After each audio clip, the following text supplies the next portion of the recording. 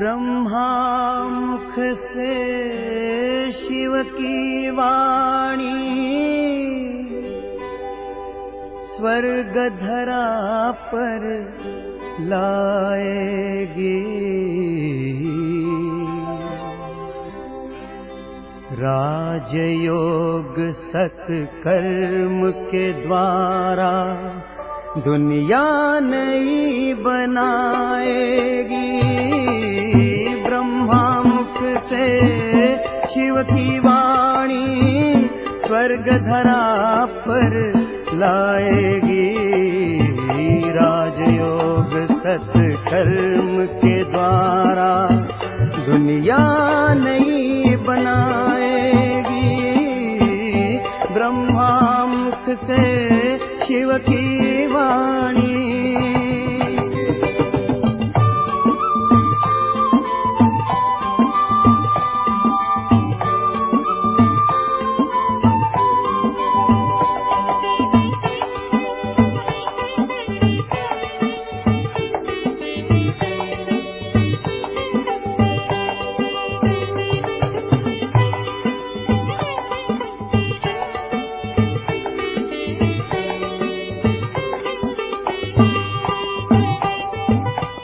ना दुख ना अशांति होगी, घर घर में सुख शांति। ओम शांति, ओम शांति। कल सभी ने होमवर्क किया? अच्छा, आपने क्यों नहीं किया रत्ना मैम? ओहो, सारा एक साथ ही कर लो, ताकत ज्यादा आ जाएगी, माया भाग जाएगी। ठीक है, जाते जाते बात नहीं करना, रास्ते में वही करना, सारा एक साथ ही कर लेना।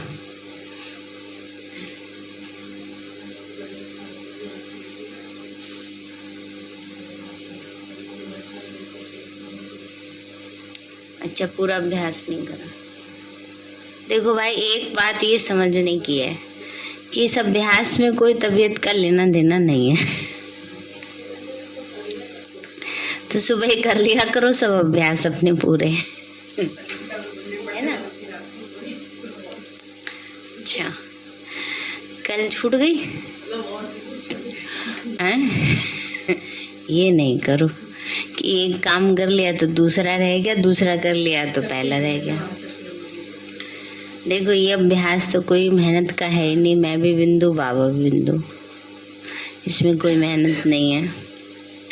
मैं आत्मा परम धाम में, फिर मैं देवी देवताई स्वरूप में, कोई मेहनत के काम नहीं है।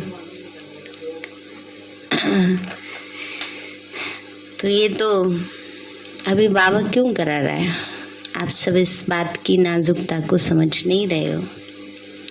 स्थितियां बहुत तीव्र गति से बदलने वाली हैं, इसलिए बाबा हम बच्चों को ये पुरुषार्थ करा रहे हैं। चलो, ओम शांति। आज प्यारे बाबा के 10 तारीख के महावाक्य हैं।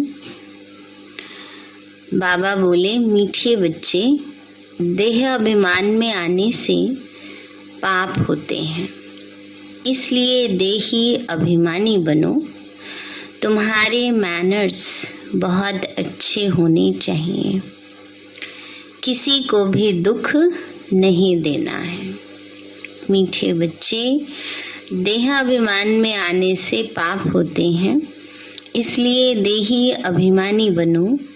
तुम्हारे मैनर्स बहुत अच्छे होने चाहिए, किसी को भी दुख नहीं देना है। प्रश्न है, 21 जन्मों के प्रारब्ध बनाने के लिए बाप कौन सी सहज युक्ति बताते हैं? क्या युक्ति बताई होगी बाबा ने? और बाबा बोले, बच्चे, यह ईश्वरीय बैंक है, इसमें जितना जमा करेंगे उतना 21 जन्म प्रारब्ध पाएंगे।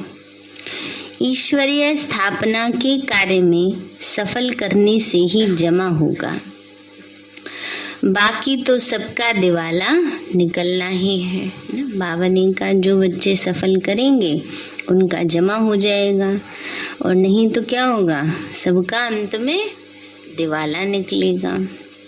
ये है ही दुख धाम, अर्थक्वेक होगी, आग लगेगी, सबको घाटा पड़ना है।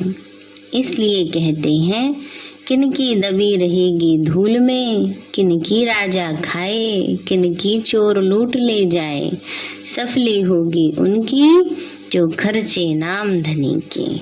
ओम शांति। तो बच्चों को अभी रचयिता और रचना के आदि मध्य अंत का नॉलेज तो बुद्धि में है।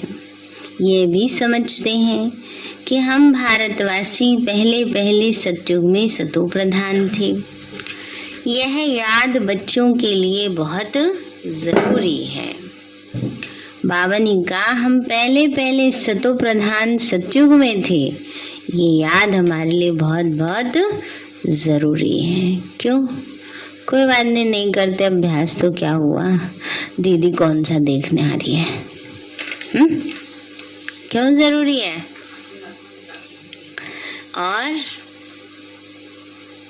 और क्यों जरूरी है? जब हम वो अभ्यास करते हैं तो हमारे वो संस्कार इमर्ज होते हैं देवी देवताओं वाले।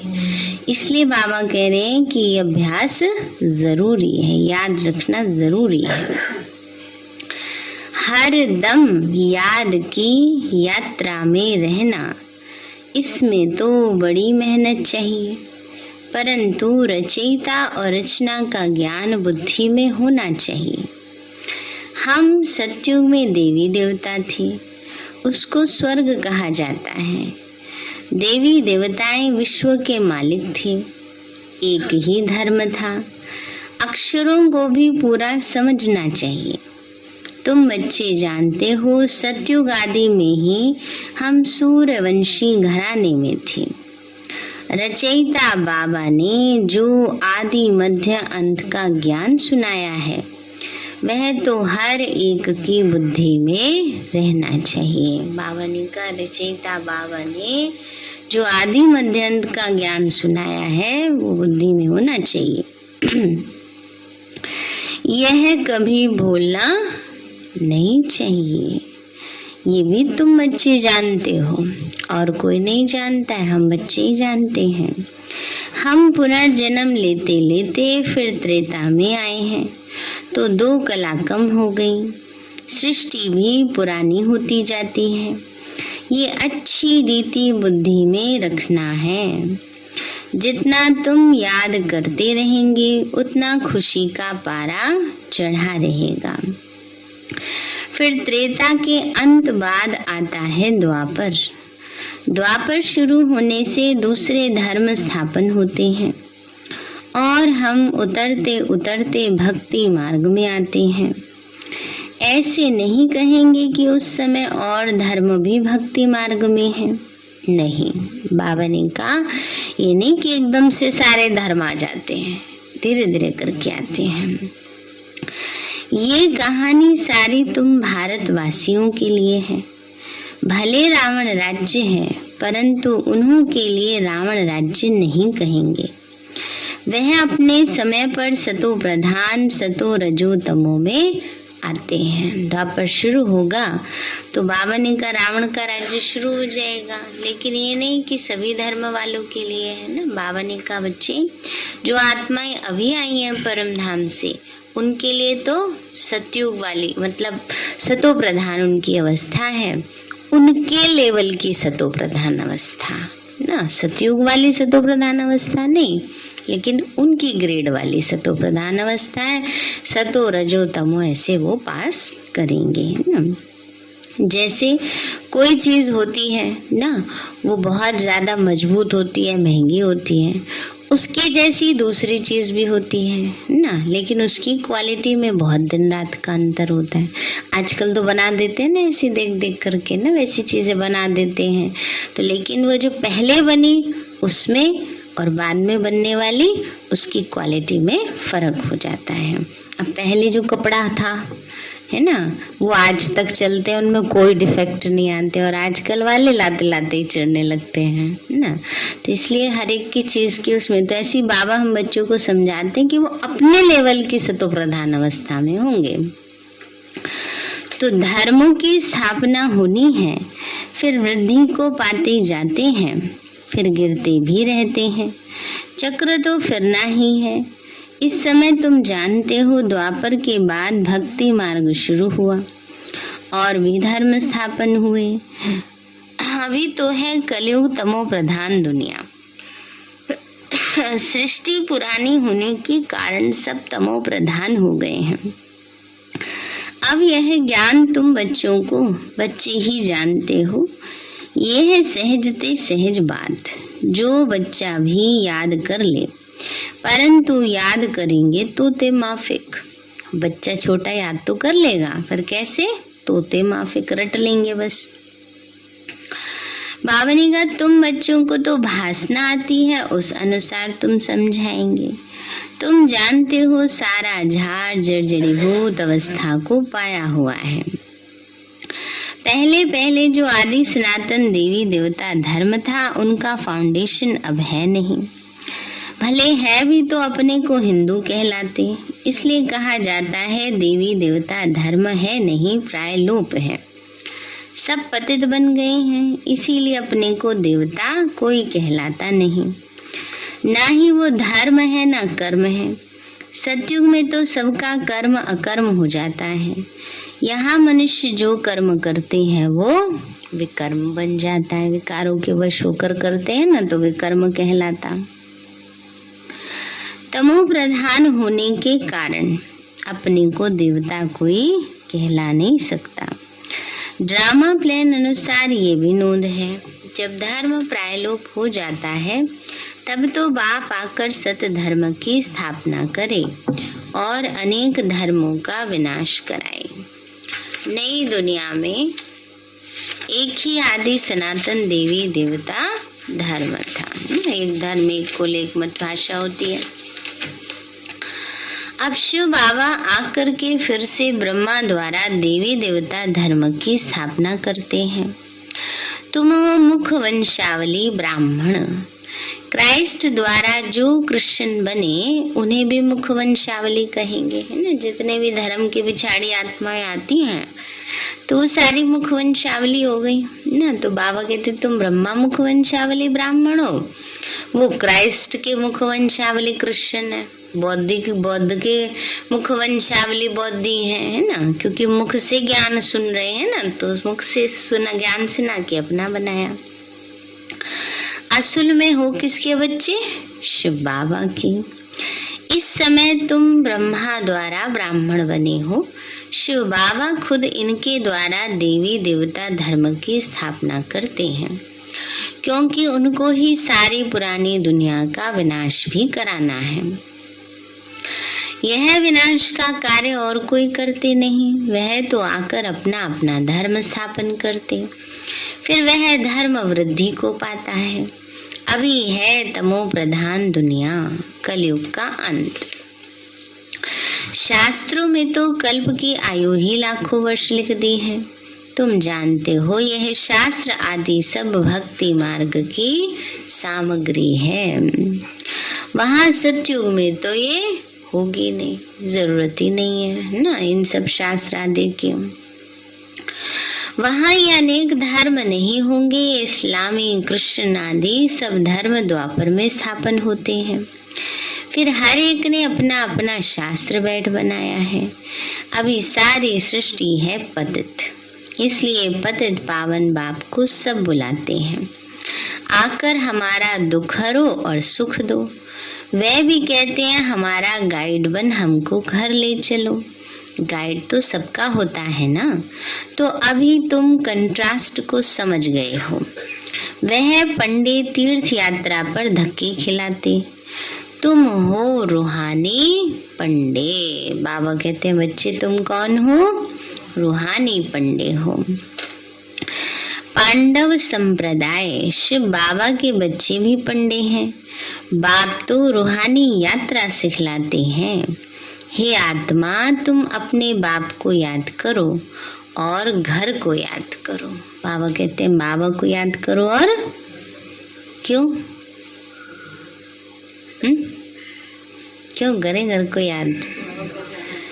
क्योंकि घर जाना है। अगर रास्ता भूल गए तो कैसे जाएंगे, भटक जाएंगे। इसलिए बाबा बार बार घर की यात्रा भी कराते हैं, वो भी बहुत जरूरी है।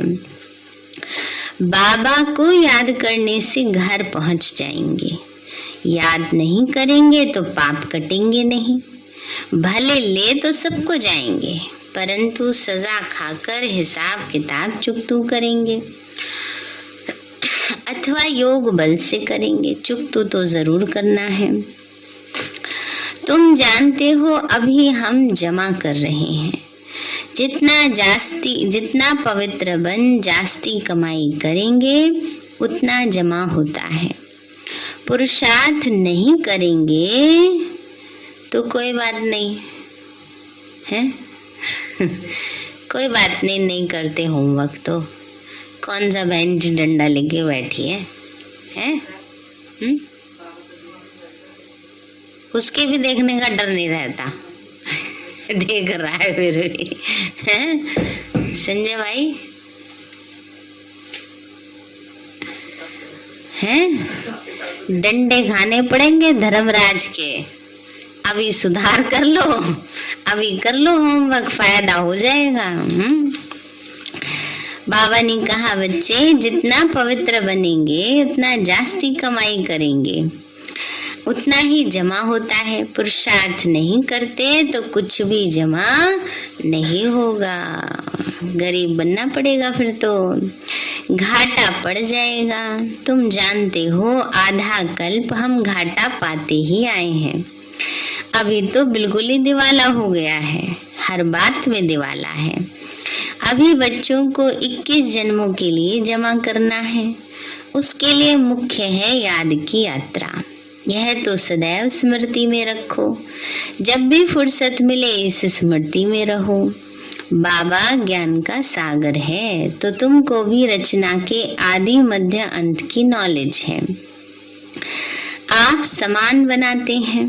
जैसे बैरिस्टर, इंजीनियर आदि पढ़ाकर आप समान बनाते हैं, ऐसे बाप भी बच्चों को आप समान देही अभिमानी बनाते हैं। बाप देह अभिमान नहीं रखते तो पढ़ाई है। जो ज्ञान बाप में है वो तुमको देते हैं। बाप तो पवित्रता का सागर है तो तुमको भी आप समान पवित्र बनाते हैं। जो नहीं बनेंगे तो वह सजाएं खाएंगे, फिर पद भी कम हो जाएगा। इस समय ऐसे नहीं कि धन से तुमको साहूकार बनना है, नहीं। बाबा ने समझाया है गरीब की 1 पाई और साहूकार का 1 रुपया समान है। दोनों को वर्षा इतना ही मिलता है। बाप तो है ही गरीब नवाज, इसलिए गायन भी है। अजामिल जैसे पापी, अहिल्या जैसी का भी उद्धार किया। साहूकार का नाम नहीं गाया जाता है ना। तो बाबा कहते हैं बच्चे बहुत ज्यादा धन कमाने के लिए अपने पुरुषार्थ में अलबेले नहीं होना चाहिए। यह भी समझने की बात है। क्या करें, सारा दिन काम धंधे में बिजी रहते हैं, इसलिए टाइम नहीं मिला अभ्यास करने का है। इतना कोई बिजी नहीं होता जो सेकंड के अभ्यास ना कर सके, है ना। तो बाबा कहते हैं बच्चे तो पहले साहूकार थे, यह भी समझने की बात है। तुम कहेंगे हम पहले सबसे साहूकार थे, फिर यहाँ ज्ञान भी नंबरवार उठाएंगे तो वहाँ पद भी नंबरवार पाएंगे। माँ बाप को पूरा फॉलो करना है। जैसे बाबा पुरुषार्थ कर ऊंचा पद पाते हैं तो मम्मा बाबा भी सर्विस करते हैं ना। तुम्हारी ये है रूहानी सेवा, घर घर में संदेश पहुंचाना। बाबा ने कहा ये रूहानी सेवा है, क्या करना, घर घर में संदेश पहुंचाना। जो कोई ऐसे ना कहे कि हमको तो बाप के आने का संदेश ही नहीं मिला, तो याद कैसे करें। तो ऐसी कुछ कहानियां भी हैं शास्त्रों में, भगवान को भी उलाहना दे दिया। इसीलिए सबको मालूम पड़ना चाहिए, है ना। नरसिंह मेहता के भात वाली कहानी है ना, तो फिर कहते हैं भगवान ने मोती बरसाए ना। तो बाबा भी क्या कर रहे हैं, ज्ञान के मोती बरसा रहे हैं सबको। पर जहाँ परसेंटेज होते हैं, जहाँ संदेश दिया हुआ होता है, वहाँ देने के लिए सब रखते हैं, और जहाँ नहीं होते हैं वहाँ जाके कोई पुरुषार्थ नहीं करता। तो बाबा कहते हैं बच्चे, टाइम बहुत थोड़ा है। दिन प्रतिदिन प्रदर्शनी, मेले आदि की धूम मचती जाती है। अब विलायत के अखबारों में पढ़ता है, शुरू में जब भट्टी बनी थी तो विलायत तक अखबार में नाम गया था, तब तो दूसरे रूप से गया था, अभी तो बाबा की महिमा के रूप में जा रहा है ना। तो बड़े बड़े जो स्कॉलर्स हैं, उनमें एक विदेश की बहन है, उनका नाम आया है, उन्होंने अपनी तरफ से डाला है ना, मैगजीन वालों ने, न्यूज़पेपर वालों ने ना। तो बाबा ने कहा बच्चे, अब फिर भी यह पड़ेगा कि खुद गॉड फादर आकर सबको लिबरेट कर रहे हैं।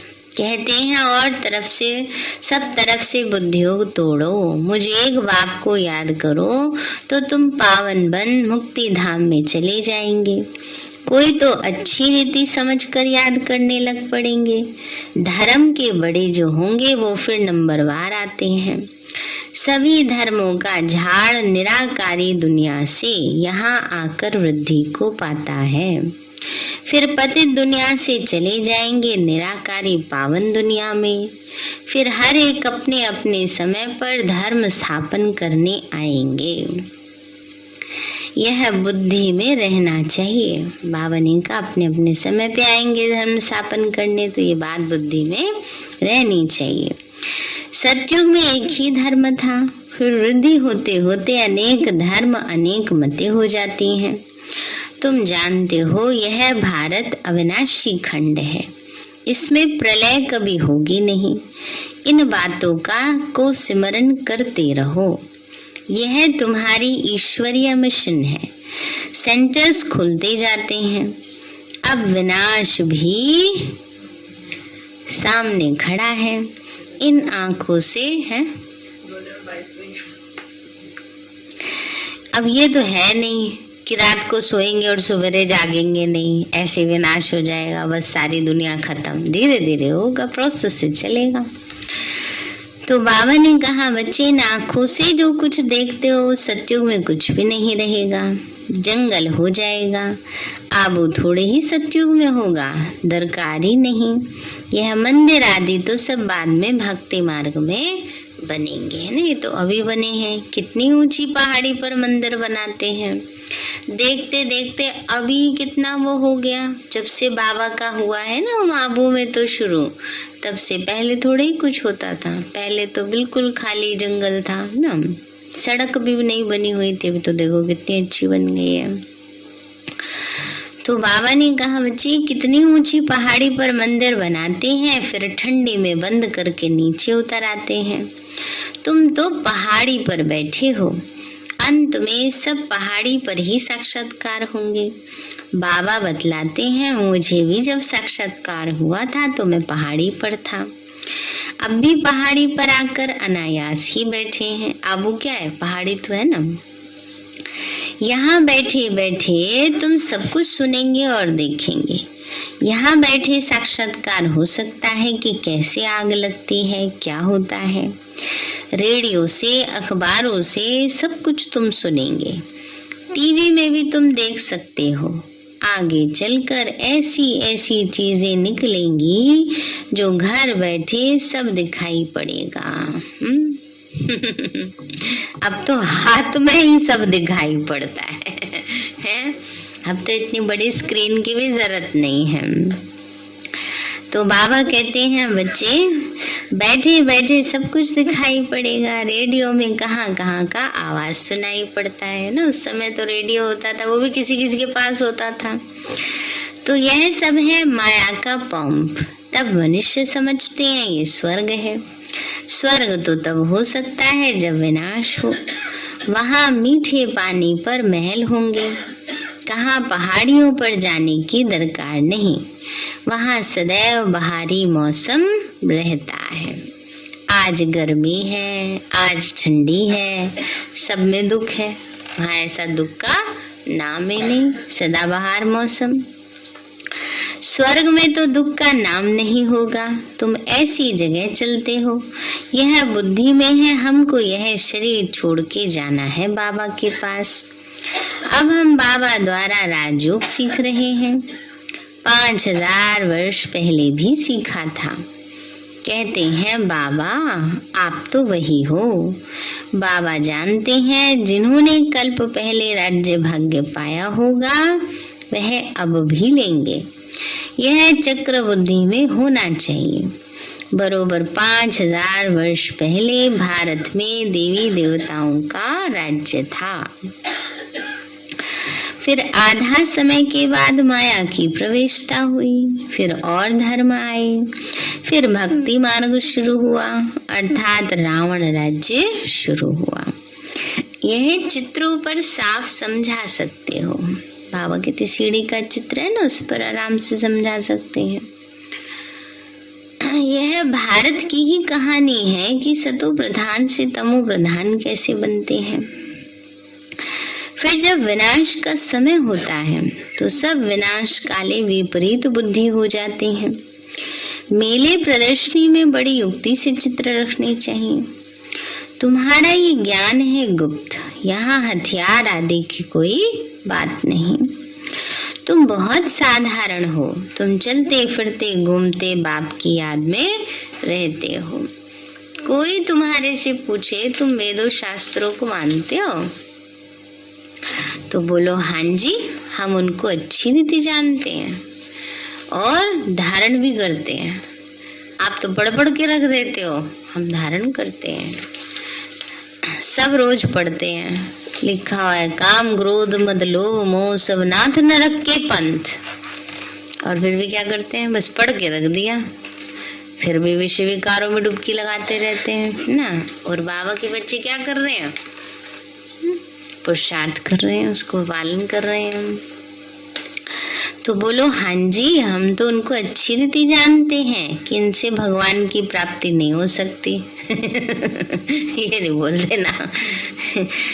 तो यह सब भक्ति मार्ग की सामग्री है। सत्युग में सब पावन आत्माएं थी।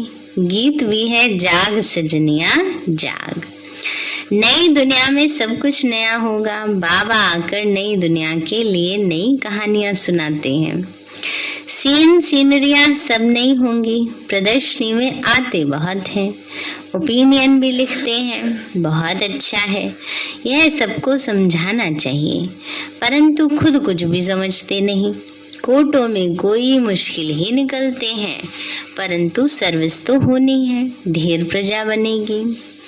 तुम बच्चे इस ज्ञान का सिमरन करते रहो तो बहुत खुशी रहेगी। ये दुनिया ही दुख की है। घाटा पड़ा, दिवाला निकला, अर्थक्वेक हुई, सबके पैसे खत्म हो जाएंगे।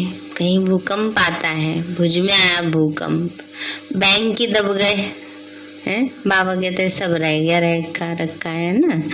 तो इसलिए बाबा कहते हैं बच्चे सबका खत्म हो जाएगा। तब कहते हैं किनकी दबी रहेगी धूल में, किनकी राजा खाए और किनकी चोर लूट ले जाए। सफल किसकी होगी, जो ईश्वरीय स्थापना के कार्य में लगा रहे हैं। ये है ईश्वरीय बैंक।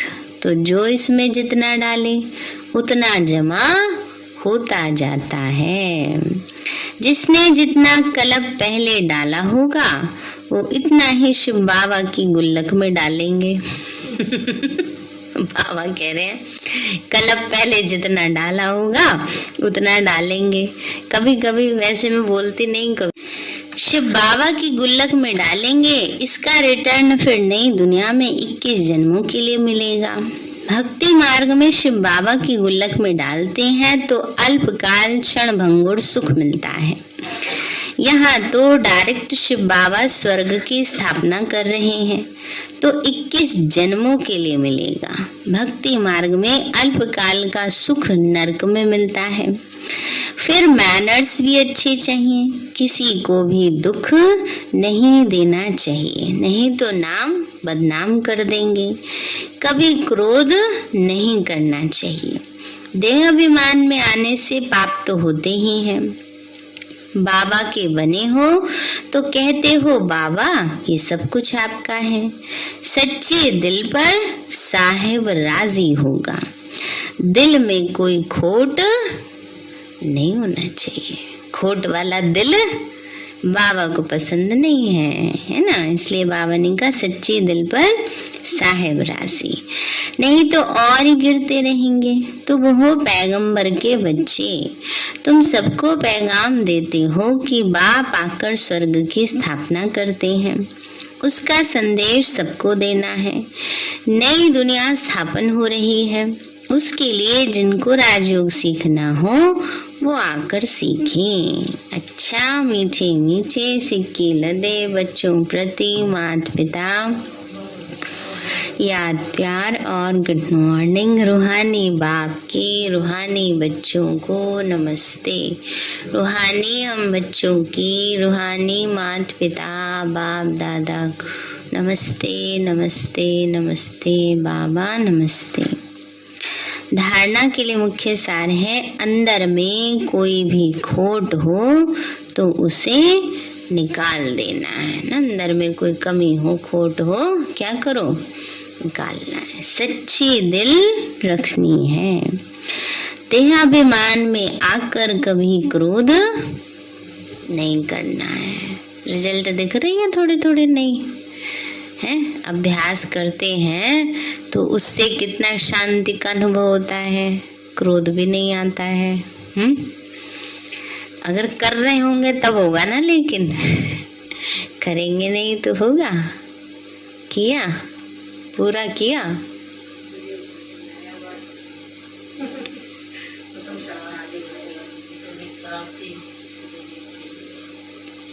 अच्छा अमृत वेला रह गया।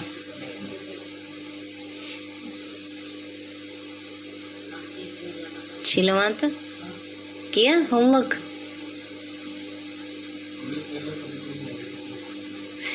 बाकी होमवर्क किया प्रफुल्ल भाई, और बाकी क्या लिखा है? क्या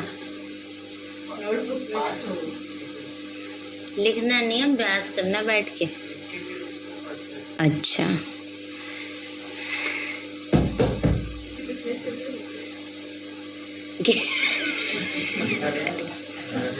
यहाँ बैठा करो कल से नीचे। बाबा ने कहा बच्चे देहाभिमान में आकर कभी क्रोध नहीं करना है। दूसरा है जब भी फुर्सत मिले तो याद की यात्रा में रहकर कमाई जमा करनी है। वरदान दिया बाबा ने, संपूर्ण समर्पण की विधि द्वारा अपनेपन का अधिकार प्राप्त करने वाले समान साथी भव। संपूर्ण समर्पण की विधि द्वारा अपनेपन का अधिकार समाप्त करने वाले समान साथी भव। बाबा बोले जो वायदा है कि साथ रहेंगे, साथ चलेंगे और साथ में राज्य करेंगे, इस वायदे को तभी निभा सकेंगे जब साथी के समान बनेंगे। समानता आएगी समर्पणता से। जब सब कुछ समर्पण कर दिया तो अपना व अन्य का अधिकार समाप्त हो जाएगा। जब तक किसी का भी अधिकार है तो सर्व समर्पण में कमी है, इसलिए समान नहीं बन सकते। तो साथ रहने, साथ उड़ने के लिए जल्दी जल्दी समान बनो, और समानता आएगी समर्पणता से, है ना। बाबा ने बता दिया, इसलिए हर बात में जितना हम बाबा पर समर्पण करते जाएंगे तो बाप समान बनते जाएंगे। स्लोगन है, अपने समय श्वास और संकल्प को सफल करना ही सफलता का आधार है। अपने समय श्वास और संकल्प को सफल करना ही सफलता का आधार है। सारे मीठे बच्चे देहाभिमान में आने से ही पाप होते हैं। इसलिए देही अभिमानी बनो। तुम्हारे मैनर्स बहुत अच्छे होने चाहिए, किसी को भी दुख नहीं देना है। प्रश्न है, 21 जन्मों की प्रारब्ध बनाने के लिए बाप कौन सी सहज युक्ति बताते हैं? बाबा बोले, बच्चे यह ईश्वरीय बैंक है, इसमें जितना जमा करेंगे उतना 21 जन्म प्रारब्ध पाएंगे। ईश्वरीय स्थापना के कार्य में सफल करने से ही जमा होगा, बाकी तो सबका दिवाला निकलना ही है। ये है दुखधाम, अर्थक्वेक होगी, आग लगेगी, सबको घाटा पड़ना है। इसलिए कहते हैं, किनकी दबी रहेगी धूल में, किनकी राजा खाए, किनकी चोर लूट ले जाए। सफली होगी उनकी जो खर्चे नाम धनी के। अच्छा, ओम शांति। मीठे बाबा, आपने हमें सब कुछ दिया, आपका पदम गुणाबार शुक्रिया। प्यारे बाबा, आप हमें ज्ञान, गुण, शक्तियों, वरदानों और सद्बुद्धि से भरपूर करते हो, आपका बार बार शुक्रिया। मीठे बाबा, आपने मुझ आत्मा को, इस सेवा स्थान को, विश्व की सर्व आत्माओं को निर्विघ्न बनाया, आपका बार बार शुक्रिया। प्रकृति के पांचों तत्वों का भी शुक्रिया, साइंस के साधनों का भी शुक्रिया, लौकिक अलौकिक परिवार का भी शुक्रिया। हे तन, तुम्हारा भी शुक्रिया। विश्व की सर्व आत्माओं का और ब्रह्मांड की सारी शक्तियों का सब प्रकार का सहयोग देने के लिए शुक्रिया। मीठे बाबा, मुझ आत्मा ने जाने अनजाने में जिन भी आत्माओं को मनसा वाचा कर्मणा दुख दिया है, मैं उन सभी से क्षमा चाहती हूँ। मुझे क्षमादान दिलाओ। और जिन आत्माओं ने मुझे दुख दिया है, विघ्न रूप बने हैं, मैं उन सभी को दिल से क्षमा करती हूँ। सबका कल्याण हो, सबको सुख शांति सद्बुद्धि मिले और बाबा के सेंटर की सेवाएं खूब बढ़ती जाएं। शिव बाबा से सारी शक्तियां मुझ आत्मा में समा रही हैं, पूरे शरीर में फैल रही हैं, पूरे घर में फैल रही हैं, पूरे देश पूरी दुनिया में फैल रही हैं। सब प्रकार के वायरस नष्ट होते जा रहे हैं। मैं आत्मा परम धाम में चमकती हुई मणि हूँ।